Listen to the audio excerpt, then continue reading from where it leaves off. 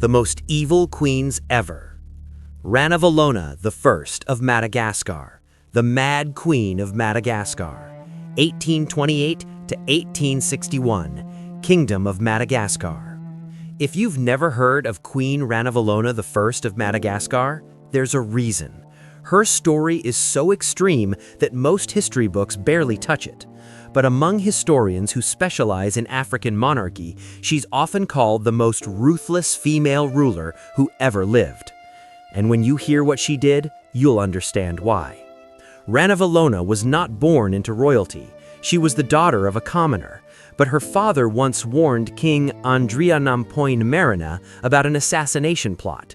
As a reward, the king arranged for young Ranavalona to marry his son, Prince Radama. When Radama became King Radama I, he modernized Madagascar. He welcomed European missionaries, opened trade routes, and introduced Western education. But when he died suddenly in 1828, Ranavalona seized the throne in a palace coup.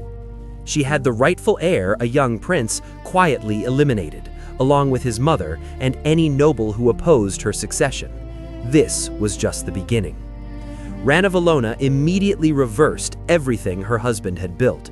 She expelled nearly all Europeans from Madagascar, she banned Christianity, and declared that any Malagasy person caught practicing the faith would face execution. And these weren't quick executions. Her preferred methods included having people thrown off cliff edges, boiling them alive in pits, a method called Tanyenya ordeal, where accused people were forced to swallow poison from the Tanyenya nut.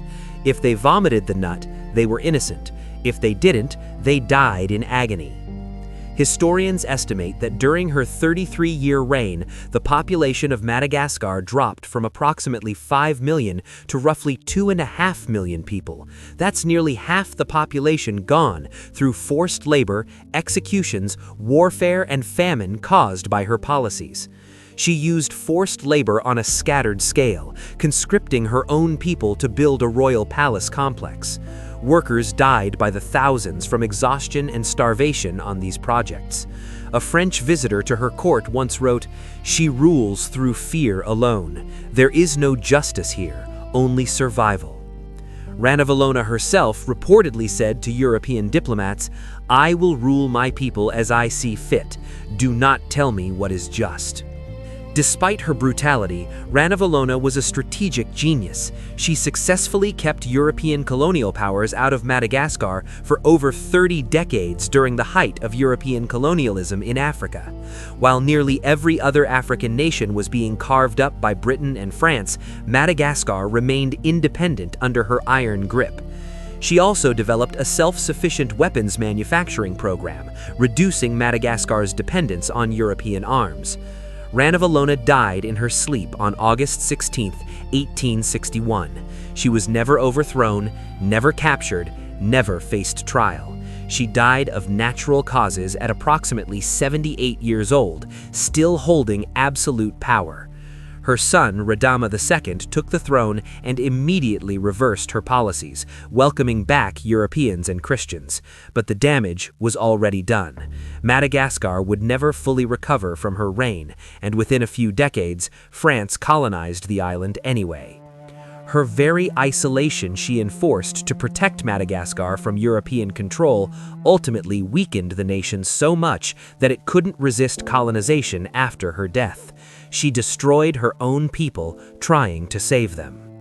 But Ranavalona's reign lasted 33 years. Our next queen packed her horror in a much shorter time.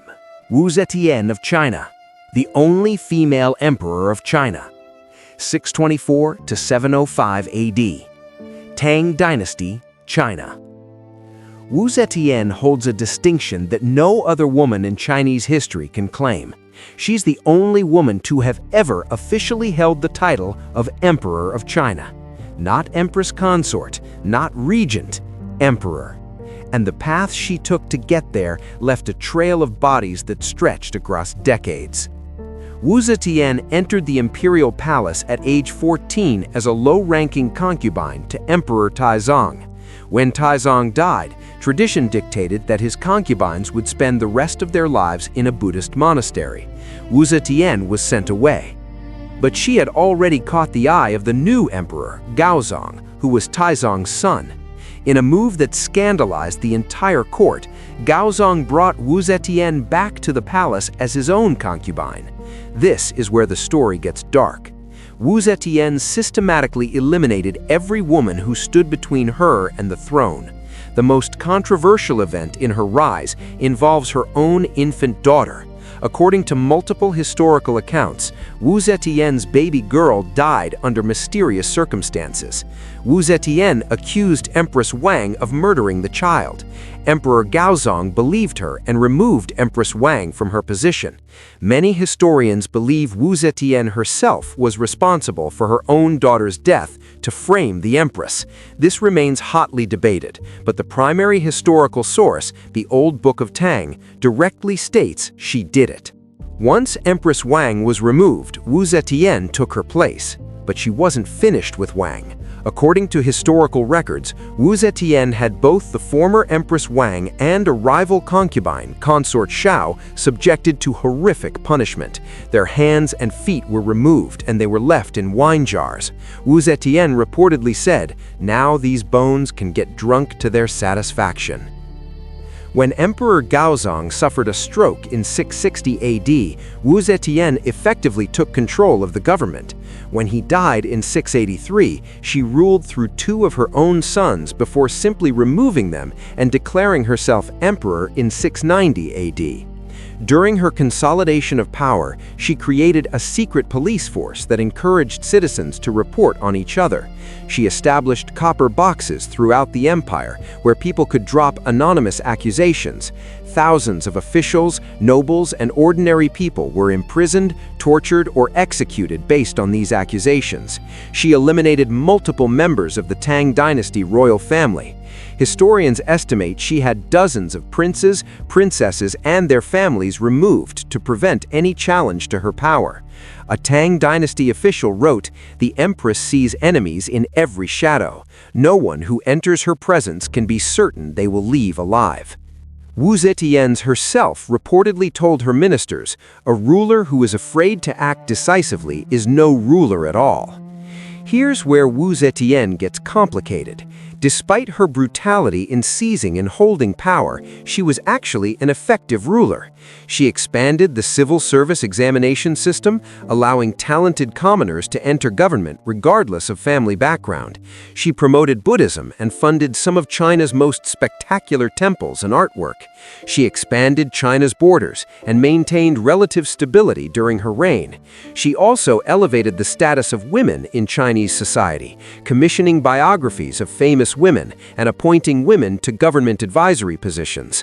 In 705 AD, at approximately 80 years old, Zetian was overthrown in a palace coup while she was bedridden and ill. She was forced to abdicate in favor of her son and died later that year. Zetian's legacy is one of the most debated in Chinese history. Male historians writing after her death had every reason to exaggerate her crimes because she represented their worst fear, a woman in absolute power. Some modern scholars argue that many of the worst stories about her were embellished or fabricated, but even the most sympathetic historians acknowledge that she was ruthless in her pursuit and maintenance of power. The debate isn't whether she was brutal, it's about how brutal. Her tombstone, by her own request, was left blank, no inscription, no explanation. She left it for history to judge her. History still hasn't made up its mind. Zetian's blank tombstone invited debate. Our next queen left no room for debate at all. Mary I of England, Bloody Mary, 1516 to 1558, England. There's a reason children still whisper her name into mirrors in the dark.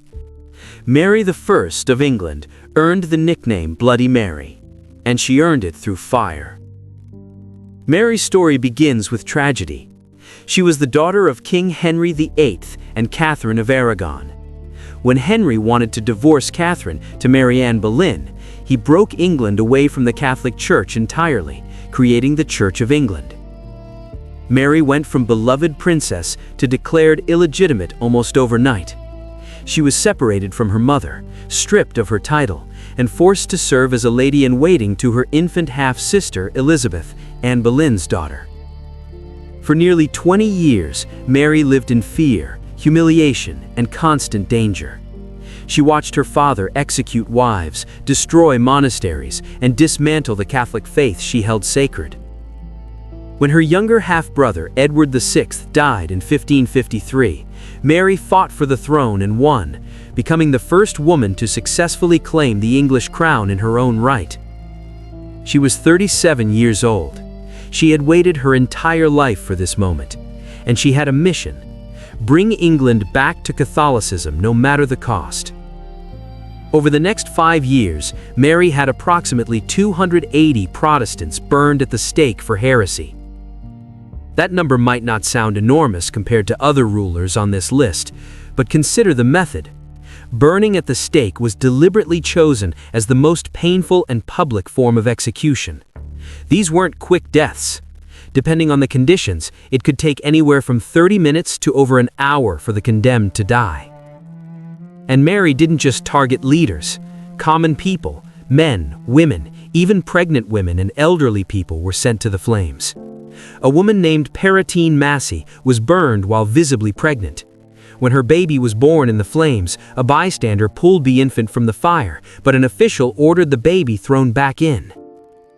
This account comes from John Fox's Book of Martyrs, which, while Protestant in perspective, documented specific names, dates, and locations that historians have verified. Mary also had the body of Martin Bucer, a Protestant reformer who had already been dead for 2 years, dug up and publicly burned. She literally punished the dead. Protestant Bishop Hugh Latimer, as he was being chained to the stake, reportedly said to his fellow condemned, "Be of good comfort, Master Ridley, and play the man. We shall this day light such a candle by God's grace in England as I trust shall never be put out." Those words became one of the most famous quotes in English history. Mary was genuinely beloved when she first took the throne. The English people rallied behind her against Lady Jane Grey's claim. She was seen as the rightful heir who had been wronged by her father.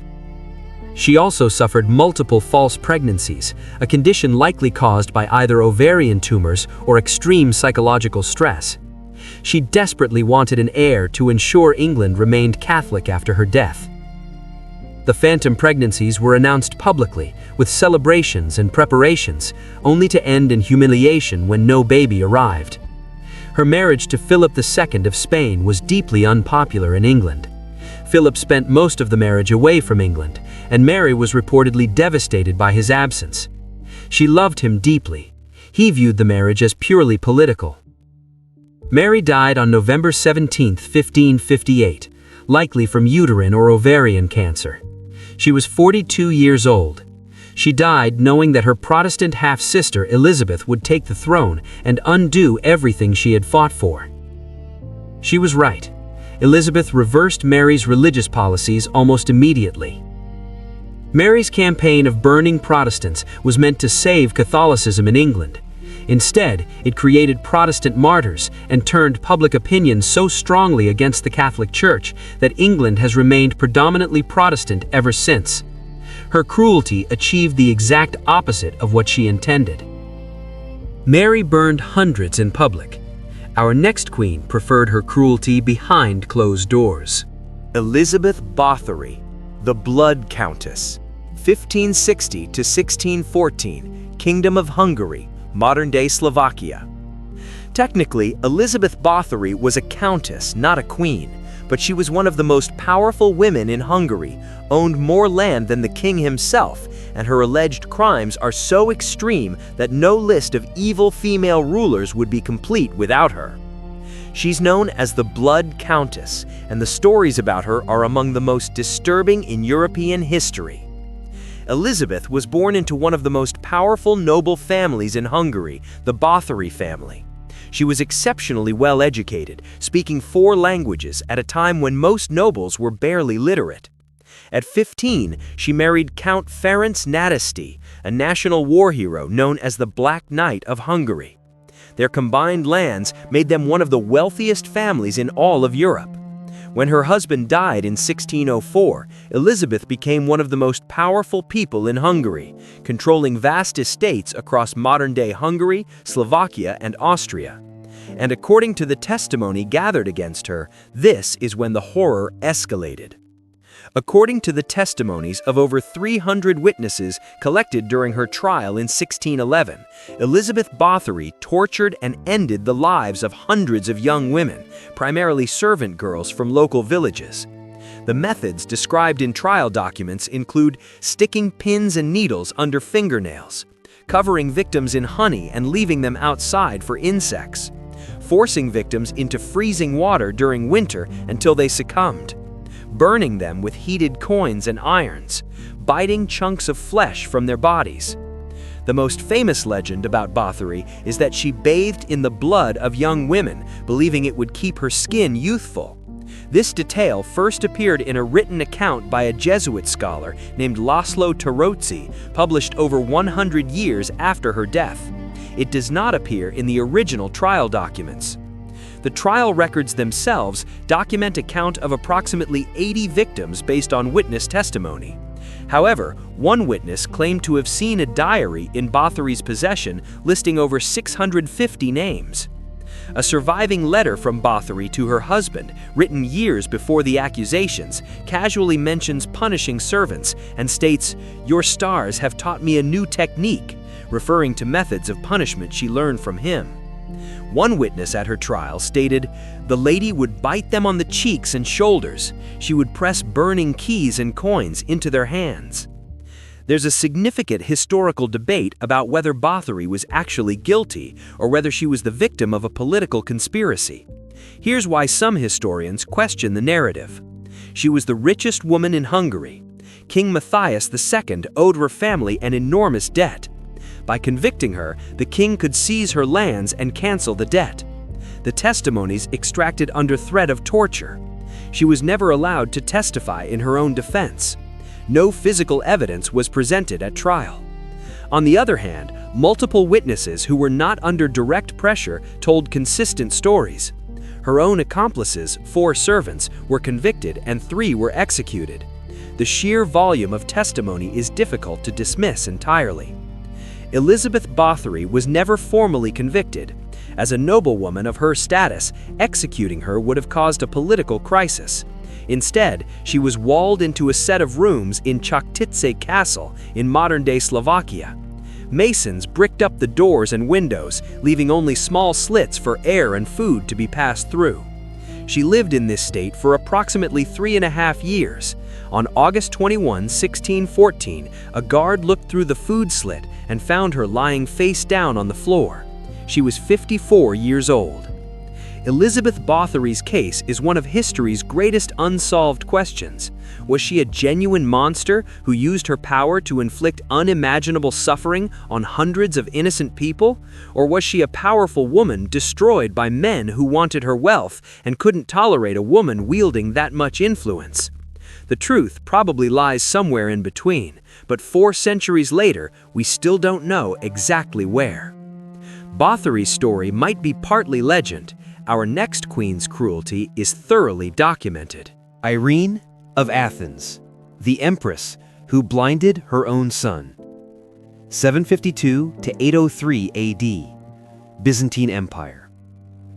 In the history of the Byzantine Empire, political violence was practically routine. Emperors were poisoned, strangled, and overthrown with alarming regularity. But even by Byzantine standards, what Empress Irene did to hold power shocked the medieval world. Irene was an orphan from Athens who was selected to marry Emperor Leo IV based on her beauty. When Leo died in 780 AD, their son, Constantine VI, was only 9 years old. Irene became regent, ruling the empire on his behalf. As Constantine grew older, he naturally expected to take full control. His mother had other plans. For years, Irene and Constantine engaged in a power struggle. Constantine attempted to sideline his mother. Irene responded by building her own network of loyal supporters within the military and the court. In 797 AD, Irene made her move. She had her own son Constantine VI arrested and brought to the very purple chamber in the imperial palace where she had given birth to him. There, on her orders, his eyes were gouged out. The blinding was deliberately performed so brutally that Constantine reportedly died from his injuries, though some sources say he survived and lived in darkness for years. The historical record is unclear on his ultimate fate. Irene then declared herself not Empress, but Emperor, using the masculine title. She ruled the Byzantine Empire alone for 5 years. A Byzantine chronicler wrote, "She committed a crime against nature itself, for what mother would extinguish the very eyes she once gazed into with love?" Despite the horror of how she gained power, Irene is actually venerated as a saint in the Eastern Orthodox Church. Her sainthood has nothing to do with her political actions. She's honored because she restored the veneration of icons during the iconoclasm controversy, a theological dispute that had divided Christianity for decades. She also received a marriage proposal from Charlemagne, the Emperor of the West. Had she accepted, the Eastern and Western Roman empires might have been reunified for the first time in centuries. She refused. In 802 AD, Irene was overthrown by her own finance minister, Nikephoros, who staged a palace coup. She was exiled to the island of Lesbos, where she was forced to support herself by spinning wool. The woman who had blinded her own son to become emperor of the most powerful empire on earth died alone and in poverty in 803 AD, less than a year after her overthrow. Irene destroyed her own child for power. Our next queen destroyed entire populations. Empress Dowager Cixi, the Dragon Empress, 1835-1908, Qing Dynasty, China. For nearly 50 years, one woman controlled the largest empire on earth from behind a silk screen. Empress Dowager Cixi ruled China during its most turbulent period, and historians still argue about whether she was a monster, a victim of circumstances, or somehow both. Cixi entered the Forbidden City at age 16 as a low-ranking concubine to Emperor Xifeng. Her fortunes changed dramatically when she gave birth to his only surviving son. When Xifeng died in 1861, Cixi's 5-year-old boy became Emperor Tongji. Within weeks, Cixi had staged a coup against the 8 regents her husband had appointed. She had them arrested, and 3 were forced to take their own lives. She installed herself as co-regent alongside the late emperor's primary wife, Empress Dowager Xian. For the next 47 years, Cixi held power through a combination of political genius, manipulation, and ruthlessness. When co-regent Xian died suddenly in 1881 at age 44, many suspected Cixi of poisoning her. Xian had been in good health. The timing was convenient for Cixi, who became sole power holder. When her own son, Emperor Tongji, died in 1875 at age 18, officially from smallpox, but rumored to have contracted syphilis, Cixi chose his successor carefully. Rather than following tradition and selecting someone from the next generation, she chose her 3-year-old nephew, ensuring she would remain regent for years to come. When that nephew, Emperor Guangxu, grew up and attempted to modernize China through the 100 Days Reform in 1898, Cixi staged another coup. She placed Guangxu under house arrest on an island in the Imperial Gardens, where he remained a prisoner for the next 10 years. Her most devastating decision came during the Boxer Rebellion in 1900, when she supported the Boxer militants in their attacks on foreign diplomats and Chinese Christians. The resulting international military response humiliated China and led to crippling financial penalties that devastated the nation. She diverted funds meant for modernizing China's navy to rebuild the Summer Palace, her personal luxury retreat. When the modernized Japanese navy later destroyed China's outdated fleet, historians pointed directly at Cixi's vanity as the cause. Cixi reportedly said, "Whoever makes me unhappy for a day, I will make suffer for a lifetime." A foreign diplomat who met her wrote, "She had the most beautiful hands I have ever seen and the most terrifying eyes." Cixi was one of the first people in China to ride in an automobile. She loved photography and had hundreds of portraits taken, carefully controlling her image. She adored Pekingese dogs and had her own private kennels. She was also a skilled painter and calligrapher, and she would gift her artwork to officials as a sign of favor, essentially ensuring they could never criticize her, since they'd be insulting the art hanging in their own homes. Cixi died on November 15, 1908, one day after Emperor Guangxu died. Modern forensic testing conducted in 2008 revealed that Guangxu's remains contained lethal levels of arsenic, more than 2,000 times the normal amount. Many historians believe Cixi ordered Guangxu poisoned on her deathbed to ensure he couldn't reverse her policies after she was gone. She chose his successor from her deathbed, a 2-year-old boy named Pu Yi, who would become China's last emperor. She literally controlled China's fate with her dying breath. Cixi shaped a nation from behind a screen. Our next queen was far more public about her cruelty. Isabella I of Castile, the queen behind the Inquisition, 1451 to 1504, Spain. Isabella of Castile is celebrated in many history books as a great unifier of Spain, a patron of exploration who funded Christopher Columbus, and a devout Catholic reformer. But there's another side to Isabella that those celebrations often leave out. She was the driving force behind the Spanish Inquisition, one of the most feared institutions in human history. Isabella fought a civil war against her own niece to claim the throne of Castile. Her marriage to Ferdinand of Aragon unified the two largest kingdoms on the Iberian Peninsula, creating what would become modern Spain. Together, they completed the Reconquista, driving the last Muslim rulers from the peninsula in 1492. That same year, Isabella funded Columbus's voyage across the Atlantic. But 1492 was also the year of her most controversial act. In 1478, Isabella and Ferdinand established the Spanish Inquisition with papal approval. Its stated purpose was to identify and punish heretics, specifically Jewish and Muslim converts to Christianity who were suspected of secretly practicing their original faiths. Under the Inquisition, accused people could be held for years without knowing the charges against them. The names of accusers were kept secret. Torture was officially sanctioned as an interrogation method, including the rack, water torture, and suspension by the arms. Those found guilty faced public humiliation ceremonies called auto de fe, where they wore pointed hats and shame garments before being handed over for punishment. The first Grand Inquisitor, Tomás de Torquemada, personally appointed by Isabella, oversaw approximately 2,000 burnings during his tenure. In 1492, Isabella issued the Alhambra Decree, ordering all Jewish people in Spain to convert to Christianity or leave the country within 4 months. Approximately 200,000 Jewish people were expelled, forced to abandon their homes, businesses, and possessions. Many died during the Exodus. 10 years later, a similar decree targeted Muslims. The Alhambra Decree itself stated that Jewish people were guilty of trying to subvert the Holy Catholic faith, and that the only solution was their complete removal. A contemporary observer wrote of the expulsion, "They went out from the lands of their birth, children and adults, old and young, on foot and on donkeys.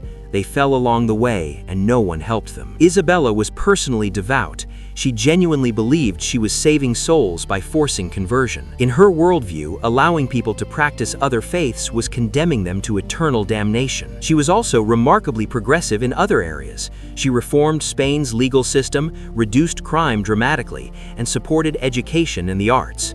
She personally reviewed court cases and was known for fair judgments in secular matters. This contrast is what makes Isabella so historically complex. She could be merciful and just in one moment and authorize systematic persecution in the next. Isabella died on November 26, 1504, at age 53, likely from uterine cancer. In her will, she expressed hope that the indigenous peoples of the Americas would be treated well, seemingly unaware or unbothered by the contradictions with her treatment of minorities in Spain. The Spanish Inquisition continued for over 350 years after Isabella's death. It wasn't formally abolished until 1834. Its methods influenced persecution and oppression campaigns worldwide, and it all began with one queen's belief that she was doing God's work. Isabella justified her cruelty through faith. Our final queen needed no justification at all. Queen Nzinga of Ndongo and Matamba, the warrior queen, 1583 to 1663, modern-day Angola. Queen Nzinga is one of the most controversial figures on this list because she is also one of history's most celebrated resistance fighters. She spent 40 years battling Portuguese colonizers who were enslaving her people. She is a national hero in Angola today. But the methods she used to maintain power tell a more complicated story. Nzinga became queen after the death of her brother, King Ngolambandi. Several historical sources, including Portuguese records, allege that she poisoned her brother and then had his son, the rightful heir, eliminated to secure her claim. When the Portuguese refused to recognize her as queen, she waged a decades-long guerrilla war against them, forming alliances with Dutch colonizers and rival African kingdoms. According to Portuguese colonial records, which should be read with the understanding that they come from her enemies, Nzinga maintained a harem of male consorts who were reportedly forced to fight each other, with the losers facing severe consequences. She allegedly had consorts disposed of after she tired of them. She practiced human sacrifice as part of religious and military rituals, which was documented by multiple sources, including African oral histories. She was also accused of cannibalistic rituals before battle, though this claim is more disputed and may reflect European propaganda against African rulers. During her wars, she forcibly recruited soldiers from conquered villages and showed no mercy to those who refused to fight for her cause. Here's what makes Nzinga's story so difficult to present fairly. She was fighting against the Portuguese slave trade, one of the greatest atrocities in human history. The Portuguese were capturing and enslaving hundreds of thousands of her people. Her brutality was, in many cases, a direct response to unimaginable brutality being inflicted on her nation. Does that justify her methods? That's a question historians still debate. During her famous first diplomatic meeting with the Portuguese governor, she was deliberately not offered a chair, a calculated insult. She ordered one of her attendants to get on hands and knees and used them as her seat. She negotiated as an equal and refused to be diminished. Unlike most figures on this list, Nzinga died peacefully at approximately 80 years old, still holding power. In her later years, she converted to Christianity, took the name Ana de Souza, and attempted diplomatic relations with Portugal. She died on December 17, 1663, as one of the longest reigning monarchs in African history. Nzinga is a national hero in Angola and a symbol of African resistance to colonialism across the continent. Presenting her solely as evil would be historically incomplete and potentially offensive. The key is presenting the full picture. She did terrible things, and she fought against a terrible system. Both can be true. And there you have it. 8 queens who proved that power, cruelty, and ambition have never been limited by gender. From Ranavalona's devastating reign that halved Madagascar's population, to Wu Zetian's ruthless climb to become China's only female emperor. From Bloody Mary's fires that burned across England, to Báthory's castle of horrors that may or may not have been exactly what history claims. Irene blinded her own son in the room where she gave birth to him. Cixi controlled the world's largest empire for nearly half a century and may have poisoned her own nephew on her deathbed. Isabella launched an inquisition that lasted 350 years, and Nzinga fought colonizers with methods as brutal as the system she was fighting against. What's striking is how many of these women were also brilliant. Wu Zetian reformed China's civil service. Isabella unified Spain. Cixi held a crumbling empire together. Nzinga resisted colonialism for 40 decades.